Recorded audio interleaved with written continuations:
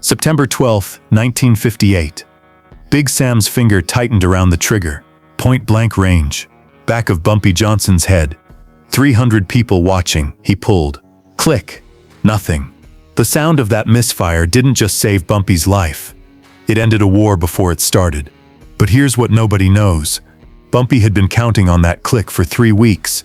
The man who paid Big Sam $50,000 to pull that trigger. He thought he'd bought loyalty. He thought he'd found Bumpy's weakness. He thought wrong. Because what happened in the 60 seconds after that click became the most whispered story in Harlem history. The 5 families held emergency meetings because of it. And for the next 10 years nobody dared to touch Bumpy Johnson. This is the night one sound, changed everything. Exit 1, the King of Harlem, the King of Harlem. By 1958, Bumpy Johnson wasn't just another gangster. He was Harlem's protector. The man who stood between his community and the wolves circling outside. The numbers racket. That was the prize everyone wanted. Poor folks betting nickels and dimes that added up to millions every week. And the Italian mob. The 5 families. They'd been trying to take it for years. But there was a problem. His name was Bumpy Johnson. Bumpy had built something the Italians couldn't understand. He didn't rule through fear alone. He ruled through respect. When Harlem families couldn't pay rent, Bumpy paid it. When police harassed black businesses, Bumpy made phone calls that made the harassment stop. When Italian mobsters tried to muscle in, Bumpy pushed back, hard. The 5 families had tried everything. They sent enforcers. Bumpy sent them back in ambulances. They tried negotiating. Bumpy told them Harlem wasn't for sale. They bribed politicians. Bumpy had better connections.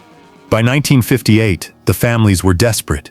And desperate men make dangerous decisions. Frank Costello, the most powerful mob boss in New York, called a meeting. All 5 families sent representatives. The topic? The Bumpy Johnson problem. We've tried force. We've tried money. We've tried politics, Costello said, his voice cold and flat. None of it works. This man is untouchable. So what do you suggest? Asked Carlo Gambino, lighting a cigar. Costello leaned forward. We make him touchable. We find the one person he trusts completely, and we turn them. That's when someone mentioned Big Sam. Act 2. The approach. Samuel Big Sam Foster had been with Bumpy since 1953. 6'4", 260 pounds of muscle and loyalty. He'd taken bullets for Bumpy twice. He'd been there when Bumpy's mother died. He'd been at Bumpy's side through everything. If anyone could get close enough to kill Bumpy Johnson, it was Big Sam. The families sent Tony the Collector Maroni to make the approach. Tony was a specialist. He didn't break legs or crack skulls. He found weaknesses, and every man had a weakness. August 20th, 1958, 3 weeks before the shooting. Big Sam was leaving his apartment on 132nd Street when a black Cadillac pulled up. The window rolled down. Tony Maroni sat in the back seat, smiling like an insurance salesman. Sam, right? Big Sam? I've heard a lot about you. Sam's hand moved toward his waistband, where he kept a .45. Who's asking? A friend. Someone who wants to make you a very wealthy man. Tony gestured to the empty seat. 5 minutes. Hear me out. If you don't like what I say, you walk away. No hard feelings. Sam should have walked away right then. But curiosity is a dangerous thing. He got in the car. Tony didn't waste time. You're a smart man, Sam. You know how this works. You're loyal to Bumpy, and that's admirable. But loyalty doesn't pay for your daughter's medical bills. Sam's jaw tightened. His youngest daughter, Keisha, had been sick with tuberculosis for 6 months. The treatments were expensive. The hospital bills were piling up.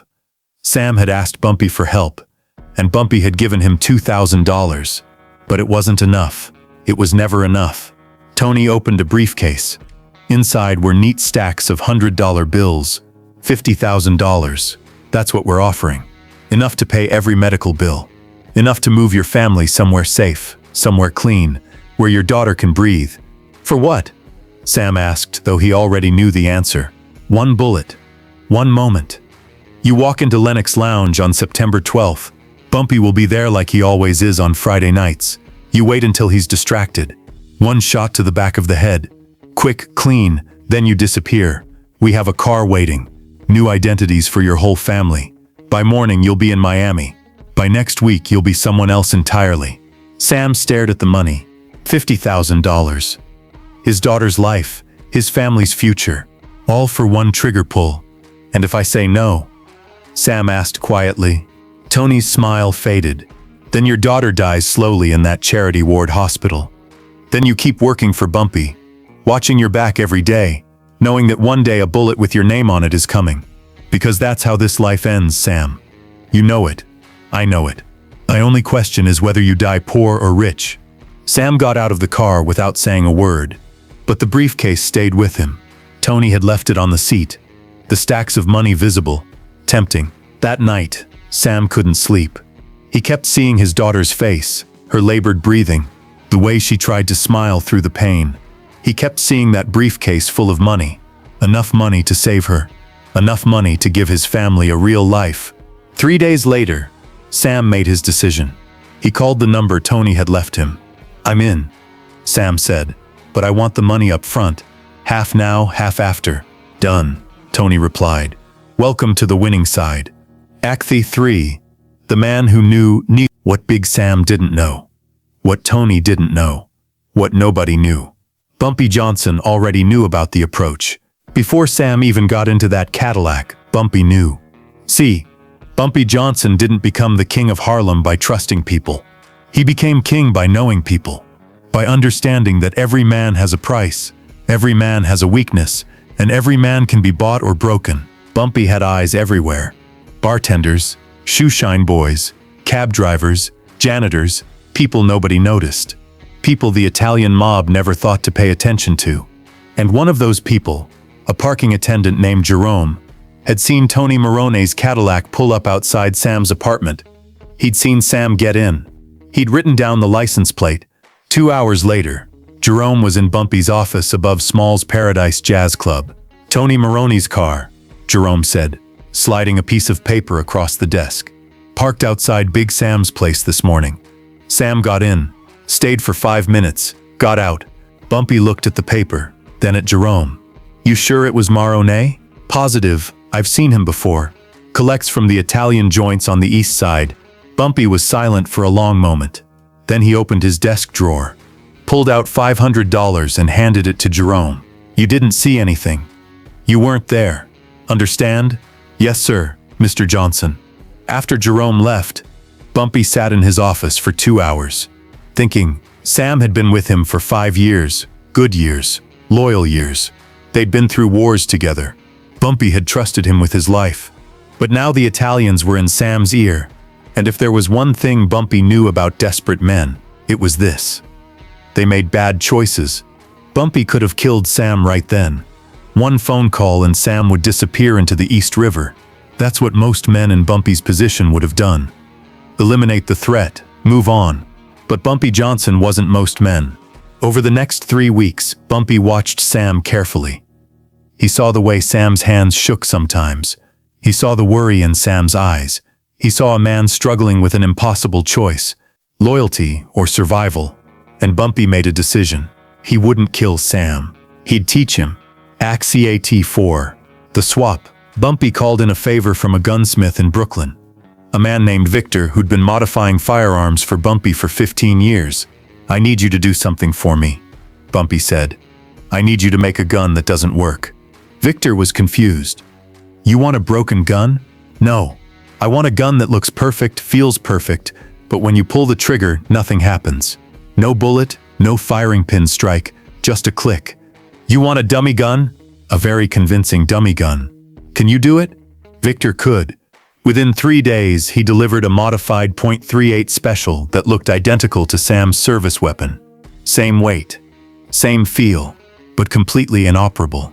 The next part required precision timing. Bumpy needed to swap Sam's real gun with the dummy without Sam noticing. That meant getting into Sam's apartment when Sam wasn't there. On September 8th, 4 days before the hit, Bumpy sent Sam on an errand across town. I need you to pick up an envelope from a contact in the Bronx. It's important. Don't come back without it. The errand would take Sam at least 3 hours. Plenty of time. While Sam was gone, Bumpy and his most trusted associate, a man named Illinois Gordon, entered Sam's apartment.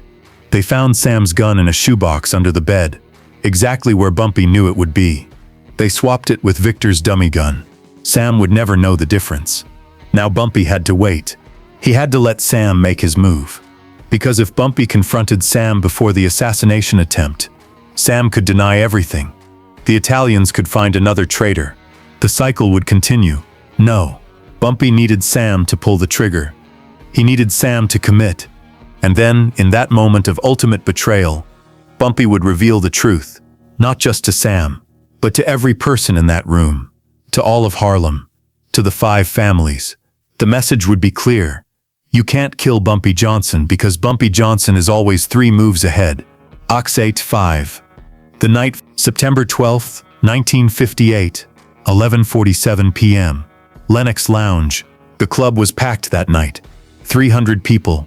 Musicians, hustlers, businessmen, politicians. Friday night in Harlem meant jazz, cognac, and conversations that shaped the neighborhood's future.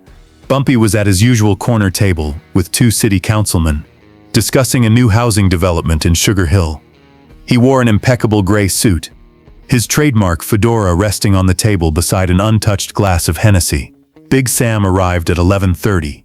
He'd been drinking. Not enough to be drunk, but enough to steady his nerves. In his jacket pocket was the bought .38 Special, the gun he'd been carrying for 5 years. The gun he thought would make him $50,000 richer. Sam positioned himself near the bar, watching, waiting. Bumpy had his back turned, focused on the conversation, vulnerable. At 11:47, Sam made his move. He walked through the crowd, hand inside his jacket, gripping the pistol. Nobody noticed. Sam was always near Bumpy. He was the bodyguard. His presence was normal, expected. Sam came up behind Bumpy's chair, 6 feet away, then 4, then 2. He drew the gun. The bartender saw it first. His eyes went wide. But before he could shout a warning, Sam had already aimed at the back of Bumpy's head and pulled the trigger. Click! The sound of a firing pin hitting nothing echoed in that suddenly silent room. The jazz band stopped mid-note. Conversations died mid-sentence. 300 people turned to look at Big Sam standing there with a useless gun in his shaking hand, and Bumpy Johnson sitting calmly, not even flinching. Bumpy took a slow sip of his cognac. Then he set the glass down gently and turned around in his chair. He looked at Sam, just looked at him. And in that look was something more terrifying than anger. It was disappointment. "I've been counting on you," Bumpy said quietly. Those 5 words hit Sam harder than any bullet, because in that moment, Sam understood. Bumpy had known. He'd known everything. The approach from Tony Morone, the $50,000, the plan, all of it. And instead of killing Sam, instead of disappearing him into the river, Bumpy had let him walk into this room and pull that trigger. Let him reveal himself to 300 witnesses. Let him destroy his own reputation, his own honor, in front of the entire community. Sam's gun clattered to the floor. His legs gave out. He sank to his knees. "I'm sorry, God, Bumpy. I'm sorry. My daughter." I know about your daughter," Bumpy interrupted. His voice was still quiet, but it carried through the silent room. "I've known for 6 months. You think I don't take care of my people?" Bumpy reached into his jacket and pulled out an envelope. He dropped it on the table. "Keisha's medical bills. All of them. Paid in full this morning. There's also a check in there for $5,000 for your family, for whatever you need." Sam's eyes filled with tears. But why didn't you tell me?" "Because I needed to know," Bumpy said. "I needed to know if you'd choose money over loyalty. If you'd choose their $50,000 over our brotherhood." He paused. "Now I know." Bumpy stood up. He wasn't a tall man, 5'9", but in that moment he seemed 10 feet tall. "You're going to leave Harlem tonight. You're going to take your family, and you're going to disappear.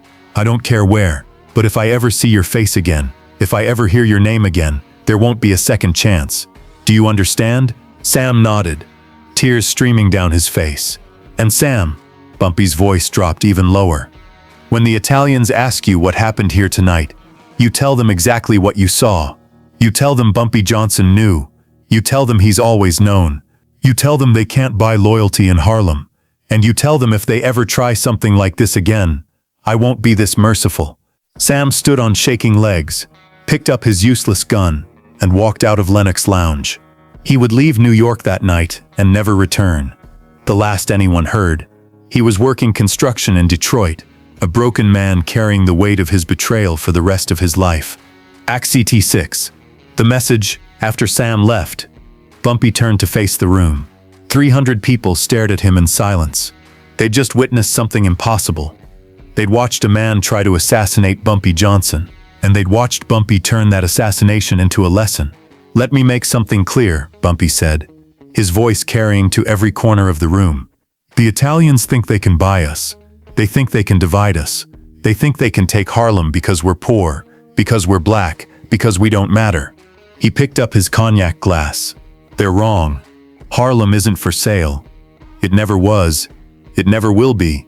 And anyone who thinks they can change that, anyone who thinks they can walk into my neighborhood and buy my people, they're going to learn what Big Sam just learned." He paused. "We're not the ones who need protection. They are." Bumpy raised his glass. "To Harlem, and to loyalty that can't be bought." 300 people raised their glasses. To Harlem. The jazz band started playing again. Conversations resumed. Within minutes, it was as if nothing had happened, except everything had happened. Epilogue. The lesson. Word of that night spread through New York's underworld like wildfire.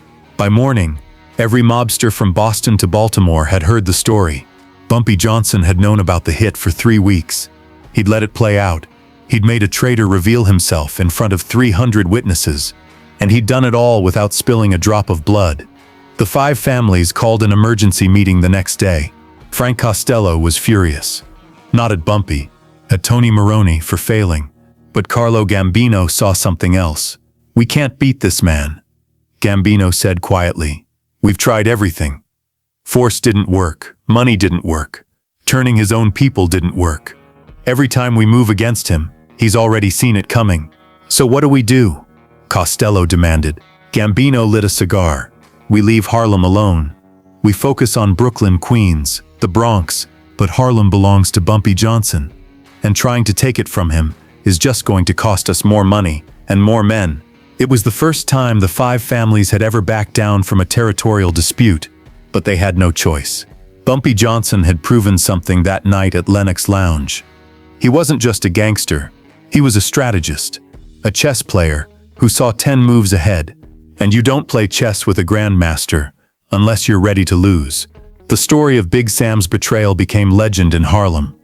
People told it for decades, passed it down to their kids, their grandkids. It became more than just a story. It became a lesson about loyalty, about staying 3 steps ahead, about what real power looks like. Bumpy Johnson lived another 10 years after that night. He died in 1968.